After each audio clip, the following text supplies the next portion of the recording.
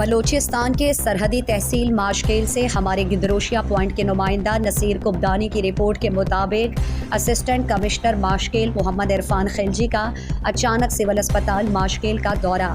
Assistant commissioner Mashkel محمد عرفان خلجی نے civil اسپتال ماشکیل کا دورہ کیا۔ دورے کے موقع پر سول اسپتال کے مختلف شعبوں کا معائنہ بھی کیا۔ اسسٹنٹ کمشنر ماشکیل محمد عرفان خلجی نے اسپتال سٹاف کی غیر حاضری پر برہمی کا اظہار کرتے ہوئے کہا کہ سول اسپتال ماشکیل میں ایک عرصے سے میل میڈیکل آفیسر اور فیمیل میڈیکل آفیسر سمیت دیگر سٹاف غیر حاضر ہے، جبکہ اسپتال کا سارا نظام ایک MT چلا رہا ہے، جو کہ انتہائی افسوس کا مقام ہے۔ سول اسپتال ماشکیل میں بنیادی سہولیات کا فقدان ہے، جبکہ عملہ ڈیوٹی دینے سے قاصر ہے۔ انہوں نے کہا کہ ماشکیل کے لوگوں کو صحت سے متعلق بنیادی سہولیات کی فراہمی اور سٹاف کو ڈیوٹی کا پابند بنانا اولین ترجیح ہے۔ اس حوالے سے کوئی کوتاہی برداشت نہیں کریں گے۔ انہوں نے کہا کہ سول اسپتال ماشکیل میں درپیش مسائل کی حل اور سٹاف کی غیر حاضری پر رپورٹ بنا کر متعلقہ حکام کو آگاہ کروں گا۔